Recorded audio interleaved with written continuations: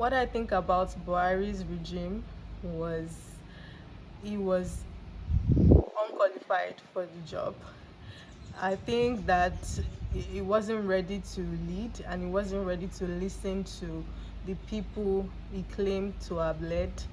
And it was on a scale of 1 to 10, I think it was just a 1 for the effort because we didn't really get much out of the government. It was more like he left it in a worse state than it was. So I think it was a failure. Not deep into politics, not too deep though, but they promised us a better economy, and that was not what it is right now at the end of their regime. So What I think about Buhari's tenure, well, it's not favorable at all. People really suffer during his tenure. Like a lot of things happened, insecurity, unemployment. A lot of people really complain during his tenure. Like a lot of people, and it wasn't fair at all. And it was even during his tenure, like we noticed a lot of people traveled out for jobs, students going out to study and all. So it was not really favorable at all. Upon ascending the throne at Aso Rock, the president made a plethora of promises. But in between, or during his regime, which is still on, or his reign, we have witnessed Nigeria going through a hard time. Even our citizens are also complaining that most of the promises made by the president and the ruling APC party were not fulfilled. It was as if it was a sham, or just a white elephant project. Let me say a white elephant project, because when you look at lecturers, they went on strike twice. I mean, it affected the academic calendar in the university sector. Also, the issue of terrorism, Boko Haram, Fulani bandits. This troika has really affected the nation. I mean, Transparency International too has been complaining. Our ratings have gone down when it comes to integrity and corruption in the international system. But on the home front, the president has tried. They introduced many welfare packages, but those welfare packages did not even go down to the common man. And we've also seen inconsistent policies. Take for example, when the elections were about to commence, there was this nice policy, cashless policy. I mean, as a political economist, I celebrate cashless policy, but the timing was ill-timed. And in some other climes, they would even call it voodoo economics. So that was actually they actually misfired. I mean, somebody like Mr. Emefiele, coming out with this voodoo policy, and the cash crunch affected all and sundry. But most importantly, the common man was affected. So I think those were some of the things that I found out to be his shortcomings. Well, from what I can remember, when he came in as president, I was not like politically aware. But what I can remember is during the Goodluck Jonathan era, Sasha, things were more, a lot easier economically in the sense that I think the dollar rate was lower, travels were more accessible, and like it wasn't as hard economically as it is now. And I feel like there has been an abandonment of maybe the economic sector, or just different factors that have come into play. That's what I feel like. I feel like Buhari's tenure abandoned a lot of core processes that should have been taken to fast track the growth of the economy, which is why I feel like the economy is receding. 8 years of Muhammad Buhari's regime in Nigeria, I think there are various angles that we can look at his performance, if he has done well or he has not done well. But basically, I would want to start with issues as regards to insecurity. I think for insecurity, I think they haven't actually done well, considering the fact that we have one of the highest point of Boko Haram and the rising of kidnapping, as well as you know various other security lapses. So if I want to assess him in that area, I don't think he did well. I want to look at the railway, I mean the train kidnap and people that were abducted, and at the end, probably ransoms could have been given out for them to be released, and other incidents. So for insecurity, I think they have a minus in that area.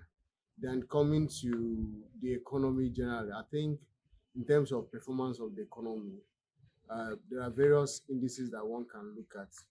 And if you want to look at the performance of the oil, our main source of revenue, which is the oil sector, I don't think that we've actually done too well in that area, considering the fact that we had ups and downs in terms of rise in the fuel prices and other products under that category. Then in terms of exports, yes, we might still have our line of various countries that we export to. But then if we want to look at the performance, I don't think they've done too well.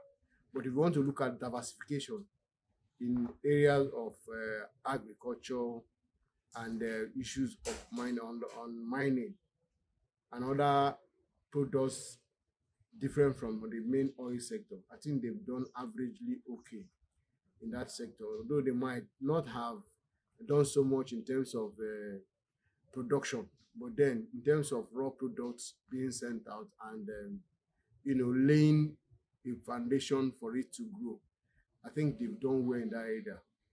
Under the, we've seen that in agriculture, at least, there are,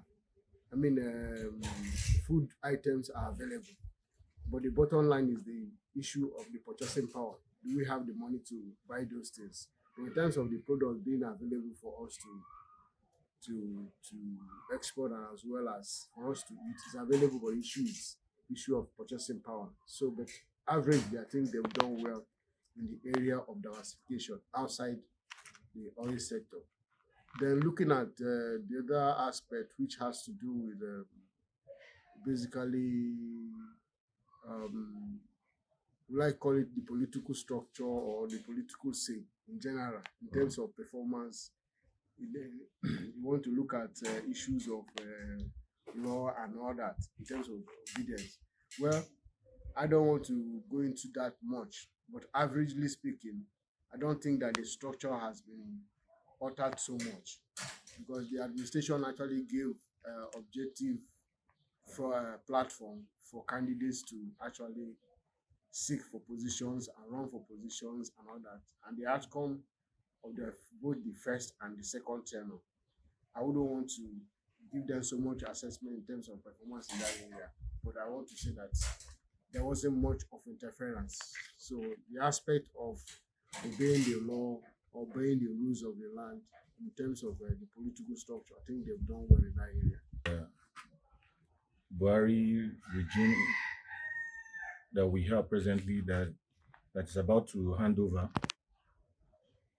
I wouldn't say is 100% or below average, but I would say he actually tried in some areas that needs to be commended. In the area of security, I will give him a pass mark to an extent, because we all know the security state of the country in the past regime. He has really tried to curb down the rate of insecurity in the country to an extent that we can at least sleep and close our eyes for our peace of mind. In some areas, he has I wouldn't say he has failed totally, but maybe because of the people around him I mean, he's a cabinet member and the people they call inner caucus of the Aso Rock. Maybe in my own opinion, I'm thinking those are the people who have not made it worked for him economically. He has not uh,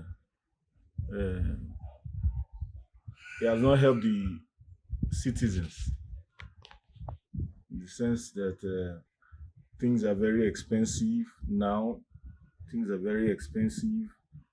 There's no there's no money to even get those things that we say are expensive. There's no money, no work, no employment of such. So I would say maybe it's because of those inner caucus member that caused that. But personally, I will rate Buhari's government like 75%. He has tried to that extent. I will rate him like 75% because he's a good man. He has a good intention of taking this country forward. And I pray the next government will do better.